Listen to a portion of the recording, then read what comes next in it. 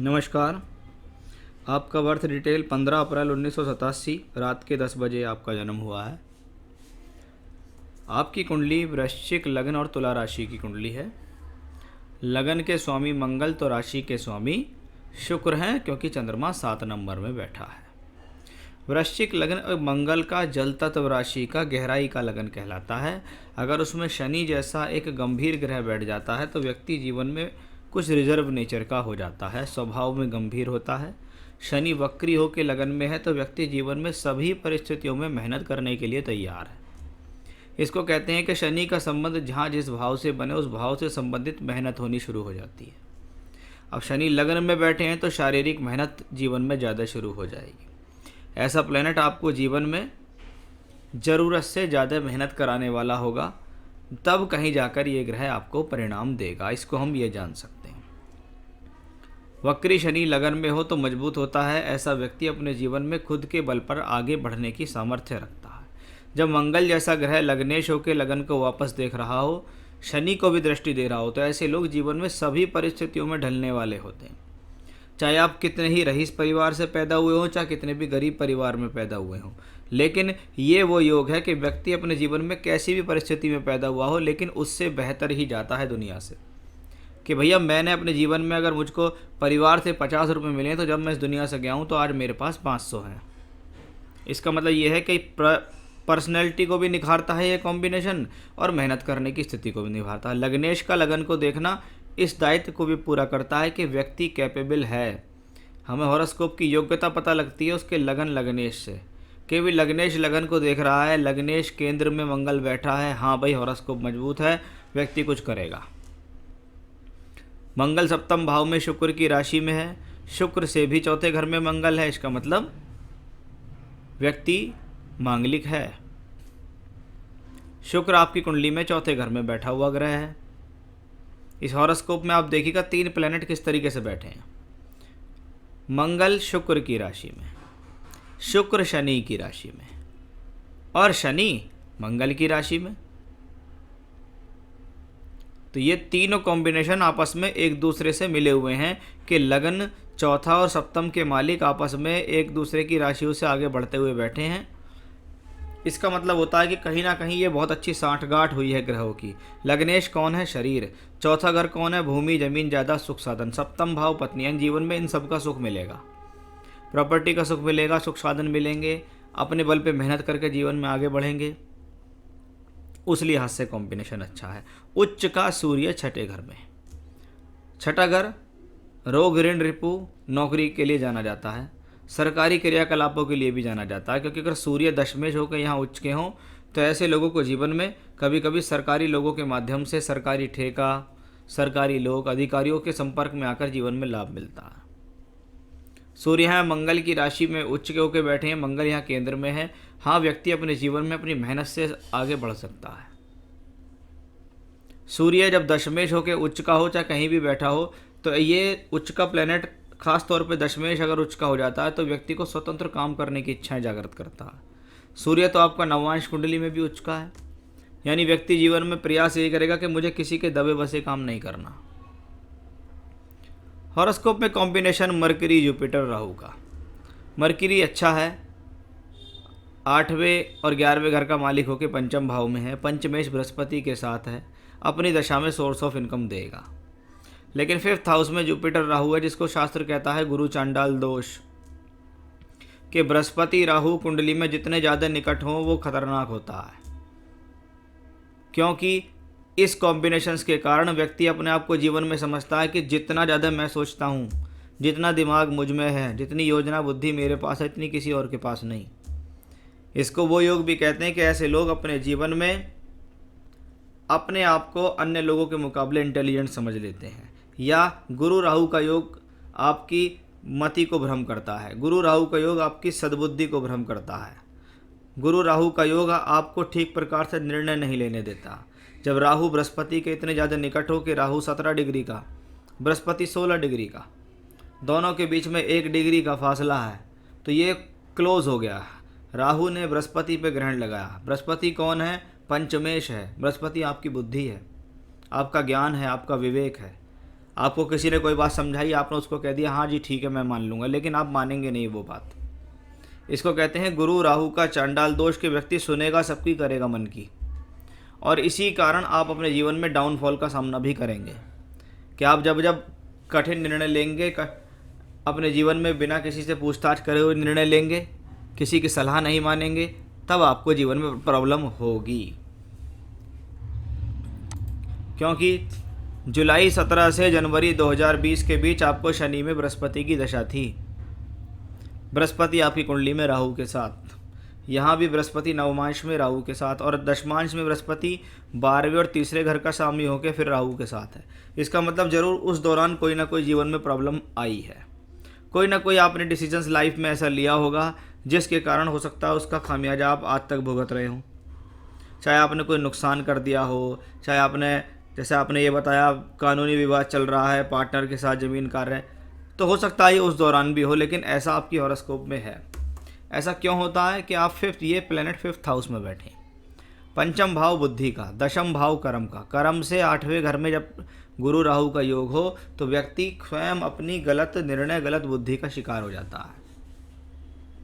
इसको हम यहाँ ये कह सकते हैं। तो एक कॉम्बिनेशन आपके जीवन में ये हो गया है। चलिए अब और आगे बात करते हैं चंद्रमा के बारे में कि भाग्येश 12वें घर में। भाग्य बनाने के लिए प्रबल मेहनत करनी पड़ेगी, क्योंकि आपका भाग्येश व्यय स्थान में है। कभी कभी बहुत सारे एफर्ट्स, काम ऐसे करने पड़ेंगे जीवन में कि जिसको करते रहोगे लेकिन उसका पूर्ण लाभ नहीं मिल पाएगा कि जी हाँ मैंने मेहनत पूरी की लेकिन उतना मुझे फ़ायदा नहीं मिला, इतना मिलना चाहिए। अब मेन बात आती है दशा की। दशा हमेशा ये कहती है कि आपको अपने जीवन में क्या मिलना है, क्या नहीं मिलना है, ये महादशा का मालिक बताएगा। कुंडली ने एक बात को तय किया कि हाँ कुंडली में अच्छे योग हैं, आप अपने जीवन में कैपेबल हैं कुछ करने के लिए, अपने बल पे कुछ प्राप्त करने के लिए। बुध की महादशा जनवरी 2020 से चली। बुध में बुध जून 22 तक चलेगी। कौन है बुध? एकादशेश है, यानी ये कॉम्बिनेशन आपके जीवन में लाभ के अवसर देने वाला है। पंचम में बैठा है, यानी बुद्धि के बल पर आपको लाभ मिलेगा। पंचमेश बृहस्पति के साथ है। हाँ, आप जीवन में काबिल हैं इसके कि आप खुद के बल पर कुछ कर सकते हैं, लेकिन जब ये गुरु राहु के साथ इन्वॉल्व हो तो बहुत ज़्यादा सावधान रहना है। जैसे बुध को कहते हैं बुद्धि, ज्ञान, लॉजिक, तर्क। बुध का संबंध शेयर मार्केट से आता है। आपका सवाल शेयर मार्केट, क्रिप्टो में निवेश करना चाहता हूँ। देखिए शेयर मार्केट में इन्वेस्ट कीजिए। बुध आपकी कुंडली में अष्टम का मालिक होकर पंचम भाव में है। इसको कहते हैं कि आपको अपनी बुद्धि को कुबुद्धि में बदलने से बचना होगा, आपको रॉन्ग डिसीजन से बचना होगा। बुध की दशा में आपको लाभ मिलेगा। बुध की दशा में आप अपने कार्य क्षेत्र में तरक्की करेंगे। बुध की दशा में आपको अपनी बुद्धि के बल पर लाभ मिलेगा, इसमें कोई संदेह नहीं है, लेकिन शॉर्टकट्स नहीं अपनाने हैं। कोई भी झटके से ऐसा काम नहीं करना है जिससे आपको लाभ मिले।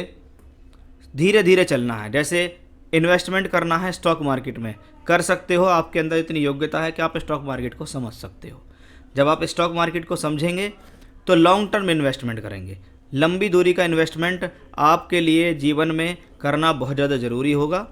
तो स्टॉक मार्केट में इन्वेस्टमेंट कर सकते हैं, क्रिप्टो में रहने दीजिएगा आप, लेकिन शेयर मार्केट में आप इन्वेस्टमेंट कर सकते हैं, ये आपके लिए बेहतर रहेगा। भविष्य में स्वास्थ्य एवं आर्थिक स्थिति कैसी रहेगी उसके लिए हम आपकी प्रोफेशनल लाइफ देखेंगे D10 से।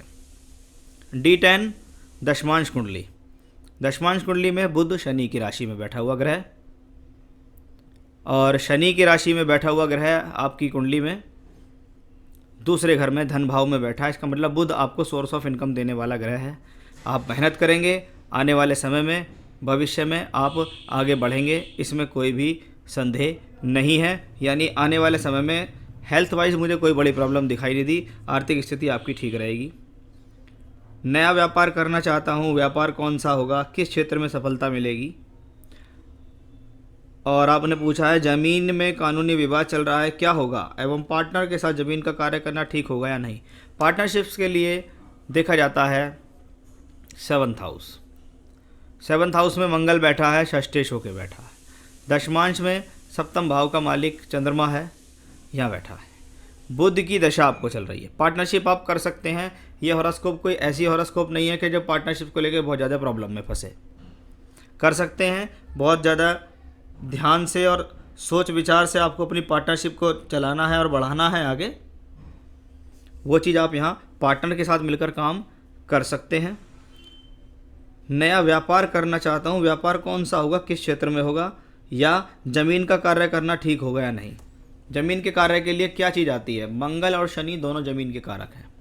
चौथे घर का मालिक लगन में मंगल से दृष्ट है। हाँ, ऐसा व्यक्ति भूमि, ज़मीन, जायदाद, प्रॉपर्टी के कार्यों में आगे बढ़ सकता है।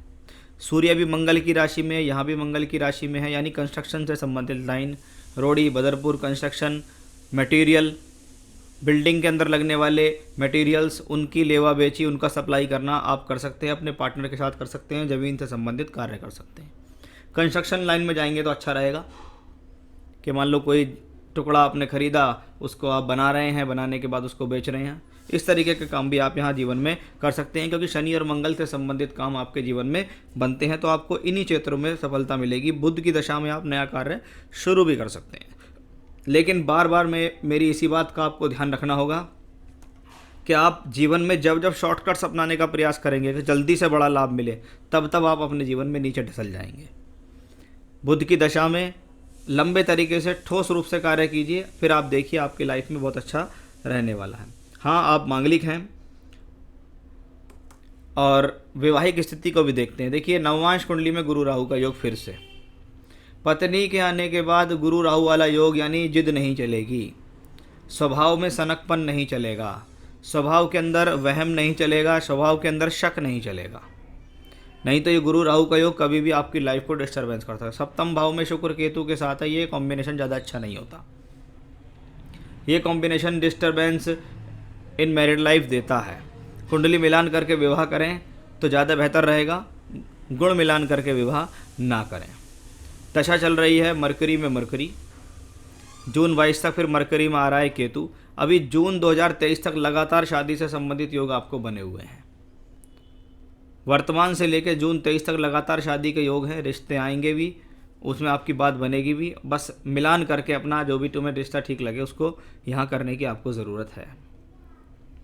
तो ये तो थे सवालों के जवाब। दशा कोई ख़राब नहीं है।